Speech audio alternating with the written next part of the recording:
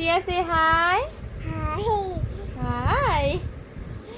आता माझं ना हाय.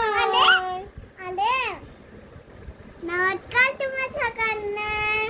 आज आम्ही सकाळी सायकल चालवत आहोत. अच्छा, आता काय करत आहे तू?